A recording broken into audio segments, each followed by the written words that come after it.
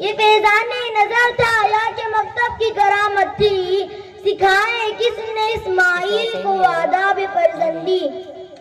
Stage پر رونق و افروز علماء کرام اور دور دراز سے آئے ہوئے مہمان کرام اور پیدا نشین میری مائیں اور بہنیں، محترم حضرات، ملک ہندوستان میں آئے دن حالات بدلتے جا رہے ہیں، روز بروز ہمارے خلاف سازشیں رچی جا رہی ہیں، ہر چہار سو زہریلی ہوائیں چلائی جا رہی ہیں، نئی نئی پالیسیاں وجود میں آ رہی ہیں، خفیہ تحریکیں ہو رہی ہیں۔ ابھی کچھ روز قبل جو بل پاس کیا گیا، اگرچہ دنیاوی اعتبار سے اس کے فوائد سے کسی کو انکار نہیں، لیکن دینی اعتبار سے وہ مسلمانوں کی نئی نسل کے حق میں انتہائی خسران کا باعث اور مولک دین و ایمان ہے، جس کی بنیاد سراسر عقیدہ توحید کے خلاف تعلیمات اسلامی کے بالکل برعکس ہے، اور جس کا واحد علاج مکاتب دینیہ کا قیام ہے، جو بقائے اسلام اور تحفظ دین و ایمان کا ذریعہ ہے، جو کہ ایک دینی گہوارہ اور بنیادی دستگاہ ہے۔ یہ حقیقت ہے کہ معاشرہ اور سوسائٹی میں مکاتب کا قیام بقائے اسلام اور تحفظ ایمان کا کفیل ہے۔ ان مکاتب سے علم کی جو روشنی نکل رہی ہے، اس سے پوری دنیا سیراب ہو رہی ہے۔ ضرورت اس بات کی ہے کہ ہم اپنے بچوں کو ان مکاتب کی طرف متوجہ کریں، جس سے ان کے اندر دینی ماحول پیدا ہو، اور مکاتب کے نظام کی مضبوطی کی وجہ سے کفرستان میں بھی ایمان باقی رہ سکتا ہے، ورنہ مکاتب سے بے توجہی کی وجہ سے ایمانستان میں رہ کر بھی ایمان کی کوئی گارنٹی نہیں دی جا سکتی۔ بہرحال بچے چونکہ خالص ذہن ہوتے ہیں، اسی لیے بچوں کے معصوم ذہن پر مکتب کی تعلیم کا بڑا اثر پڑتا ہے۔ یہی وجہ ہے کہ حضرت حسن بصری رحمۃ اللہ علیہ فرماتے ہیں کہ التعلم فی الصغر کالنقش فی الحجر، یعنی بچپن میں علم حاصل کرنا پتھر کی لکیر کی طرح ہوتا ہے۔ اس لیے ہمیں اسی وقت کوشش کرنا چاہیے، کیونکہ اگر اس دور میں بچے کا ذہن دینی مزاج بن گیا تو زندگی کے ہر موڑ پر وہ دین کا دامن تھامے رکھے گا۔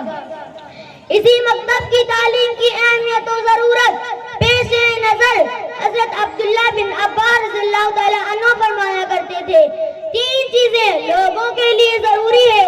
نمبر 1 حاکم و امیر، ورنہ لوگ ایک دوسرے سے برسرے بیکار ہو جائیں گے۔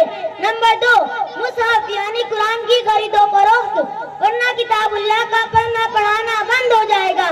نمبر 3 عوام الناس کی اولاد کو تعلیم دینے کے لیے معلم ضروری ہے جو اجرت لے، ورنہ لوگ جاہل رہ جائیں گے۔ چنانچہ اسی وجہ سے سعید بن مسیب رحمۃ اللہ علیہ جب مکتب کے پاس سے گزرتے تو فرمایا کرتے، یہی بچہ ہماری قوم کے رہنما ہے۔ مکاتب کے قیام کا مقصد مسلمان بچوں کو پڑھنے لکھنے اور حفظ قرآن کی تعلیم دینا ہوتا ہے۔ خود نبی کریم صلی اللہ علیہ وسلم نے بچوں اور نوجوانوں کی تعلیم کا خصوصی اہتمام کیا ہے۔ خلیفہ ثانی حضرت عمر فاروق رضی اللہ تعالی عنہ نے اپنے عہد خلافت میں اولاً بچوں کے لیے مکتب قائم کیے اور معلمین کے لیے بقدر کفایت ایک رقم بطور وظیفہ کے مقرر کر دی۔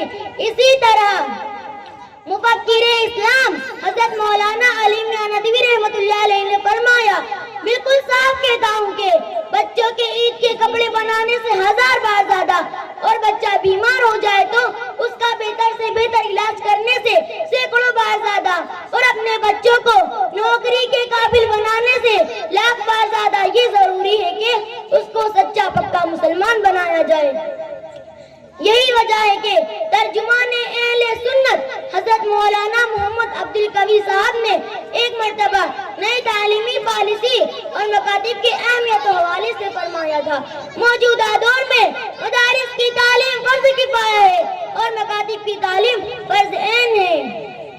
یہ بات یاد رہے کہ مکاتب کے اساتذہ اپنے آپ کو ہرگز کمتر اور حقیر نہ سمجھے، کیونکہ آپ تو معزز اور افضل لوگ ہیں، جیسا کہ حدیث عثمان بن عفان میں ہے، خیرکم من تعلم القرآن وعلمہ، نہ پوچھ ان کل کا پوشوں کی ارادت ہو تو دیکھ ان کو، न पूछ इन खिर का पोशों की इरादत हो तो देख इनको, यदे बेजा लिए बैठे हैं अपनी आस्तीनों में, यदे बेजा लिए बैठे हैं अपनी आस्तीनों में, तरसती है निगाहें नार सा जिसके नजारे को, तरसती है निगाहें नार सा जिसके नजारे को, रौनक अंजुमन की है उन्हीं खलवत गजीनों में।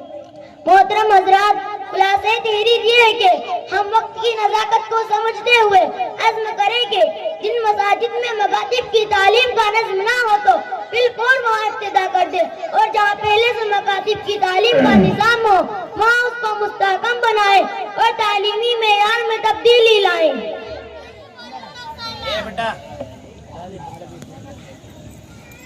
और उसके अलावा नौनहाला ने उम्मत की बका का कोई दूसरा रास्ता ही नहीं और इसके बगैर कोई चाराकार नहीं। हमें ही इस फरीज़े का बोझ उठाना है, हम इसके जिम्मेदार हैं, बस हमें आगे बढ़ना है। इसलिए कि काम तो बस काम से होगा, न कि उसने कलाम से, जिक्र के इल्तिजाम से, फिक्र के एहतमाम से। हक़ ताला से दुआ करें कि अल्लाह ताला अपने फज़ल से उम्मत के नौनहालों के ईमान की हिफाजत फरमाए और हर दज्जाली फितने से अपनी पनाह में रखे।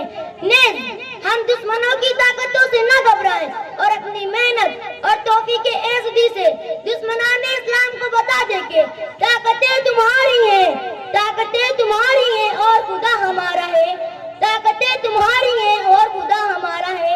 अक्स पर न डराओ, आईना हमारा है। आपकी गुलामी का बोझ हम न ढोएंगे, आपकी गुलामी का बोझ हम न ढोएंगे।